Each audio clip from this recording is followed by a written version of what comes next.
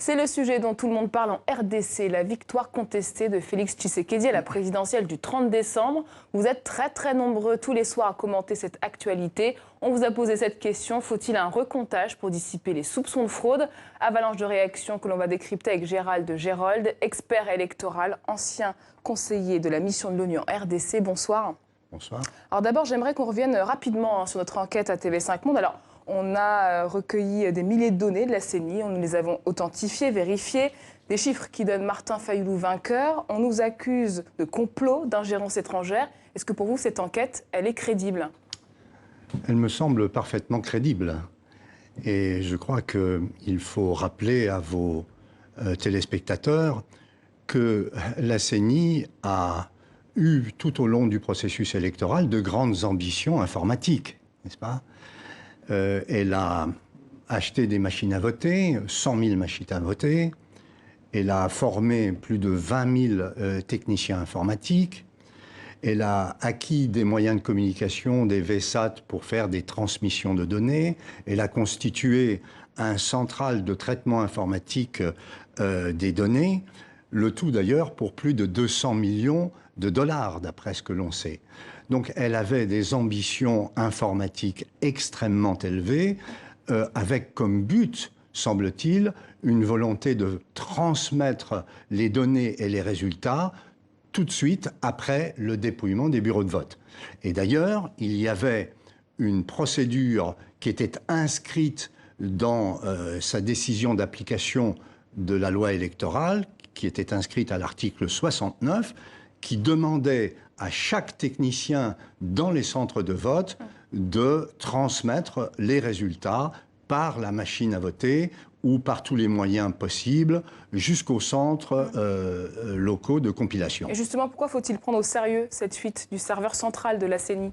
Eh bien parce que le document qui a été fuité est un document extrêmement massif, n'est-ce pas? Il comporte plus de 2000 pages, il a 49 000 entrées, il couvre à peu près 85% des bureaux de vote, il est parfaitement codifié, c'est-à-dire que tous les codes sur les codes des CLCR, ce qu'on appelle donc les CLCR, et tous les codes des sites de vote sont les vrais codes de la... Il n'y a aucune rature, c'est extrêmement précis, il n'y a pas d'ajout, il n'y a pas, dans l'apparence en tout cas de ce document, sujet à suspicion. Alors, au sujet maintenant du recomptage des voix, nous y venons. La première question est signée Maître Hilaron et elle est essentielle. Est-ce que la loi électorale en RDC autorise le recomptage? Si oui, sous quelles conditions?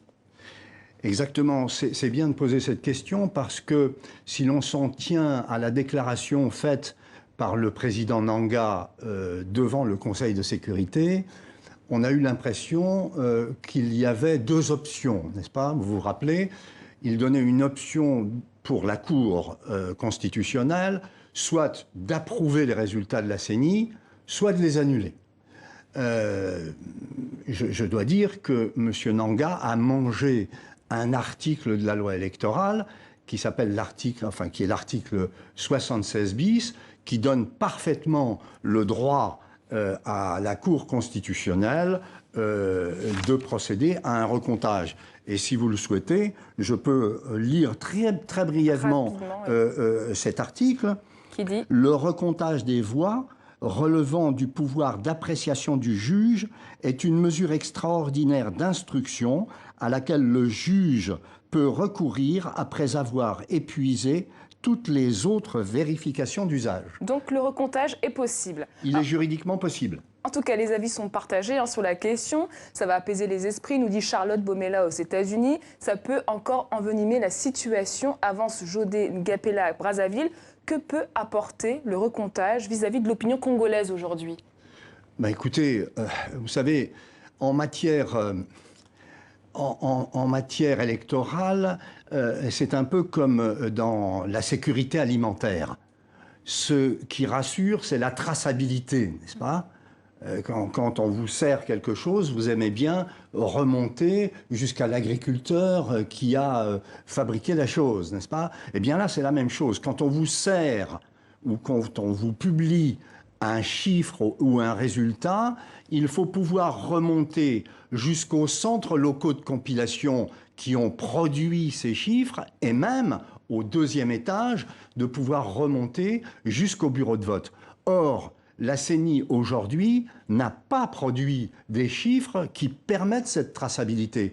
Donc, ce sont des chiffres qui ne peuvent pas rassurer les électeurs, ni les candidats d'ailleurs. Et c'est bien la raison pour laquelle le candidat Fayoulou a fait cette requête devant la Cour constitutionnelle. Alors c'est un argument qui revient beaucoup. Bodine Nguindou en Inde se demande pourquoi il n'y a pas eu de recomptage des voix aux présidentielles de 2006 et 2011.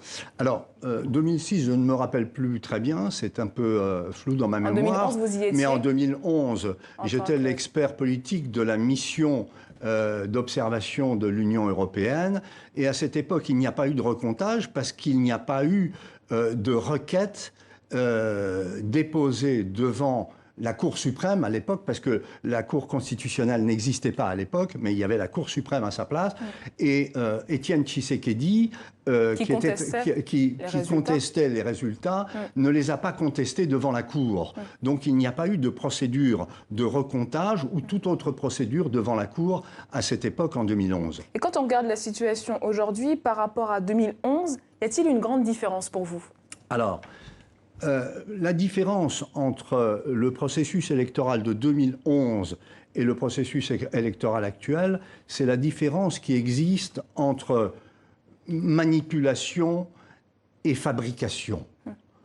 En 2011, on a manipulé des chiffres. Là, on est en train de fabriquer des résultats. On est à une toute autre échelle. La tromperie est sur une toute autre échelle. En 2011, on a déplacé environ 1 500 000 voix pour empêcher M. Étienne Tshisekedi d'être élu. Ici, on parle de déplacement de 3 600 000 voix pour faire élire son fils. Donc on est sur une autre échelle. Alors beaucoup se demandent aussi aujourd'hui sur quoi s'appuie Martin Fayoulou qui conteste la victoire pour demander le recomptage. Alors, qu'est-ce qu'il a à sa disposition comme preuve? C'est beaucoup ce que demandent les gens. Oui. Alors, j'ai regardé la requête déposée par Lamouka et le candidat Fayoulou devant la Cour constitutionnelle. Il fait valoir 3 types de moyens. Le premier moyen, c'est qu'il dit les CLCR n'avaient pas fini de compiler les résultats et les différents PV quand M. Nanga a promulgué et publié et proclamé les résultats. Donc, c'est incompréhensible.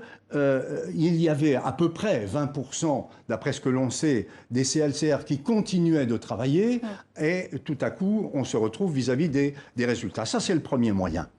Le deuxième moyen, c'est que M. Fayoulou et Lamouka avaient des témoins dans les bureaux de vote et ces témoins ont ramené au centre de leur parti ou de leur groupement un certain nombre de PV qu'ils ont eux-mêmes additionnés, compilés, etc. Et donc l'argument de M. Fayoulou, c'est de dire, avec les PV que nous ont ramenés les témoins, j'ai plus de 8 millions de voix et la CENI m'en donne 6 millions.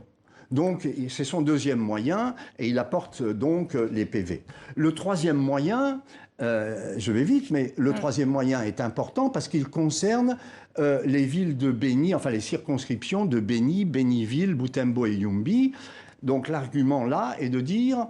Il y a là près de 1 300 000 électeurs qui n'ont pas pu voter pour la présidentielle. Ils sont potentiellement acquis à l'opposition, c'est ça? On ne sait pas, mais en tout cas, ces gens n'ont pas pu voter. Or, la différence qui existe du nombre de voix entre le premier et le second, c'est-à-dire entre M. Tshisekedi et Martin Fayoulou, est de 680 000 voix. Donc, si on avait laissé voter ces personnes, ils auraient pu inverser l'ordre d'arrivée. Voilà les 3 moyens que développe M. Fayoulou devant la Cour. Et le fait qu'aujourd'hui, la SADC ait revu sa position, qu'elle n'appelle plus au recomptage des voix, mais au respect de la décision de la Cour constitutionnelle, qu'est-ce que ça dit? C'est un tournant, ça?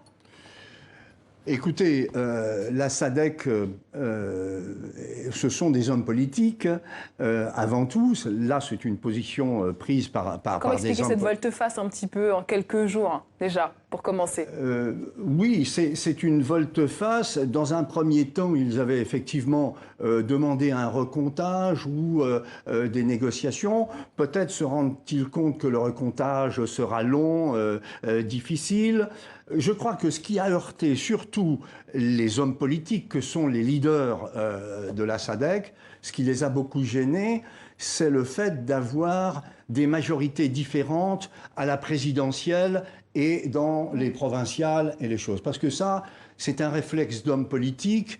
Il ne comprend pas très bien quand il y a une alternance comme cela qui se passe dans un pays, pourquoi elle se produit à une élection et pas à une autre. C'est ça le paradoxe, l'argument imparable qui donne soupçon de fraude? Non, ça c'est un argument politique. Ce qui donne le fondement de la vérité des urnes, c'est la production des résultats par la CENI et, si possible, par CLCR et par bureau de vote. Ce n'est pas une lubie, c'est au niveau des CLCR et au niveau des bureaux de vote que la transparence peut se voir. Merci beaucoup Gérald de Gérolles. Merci d'avoir répondu aux nombreuses questions de nos internautes.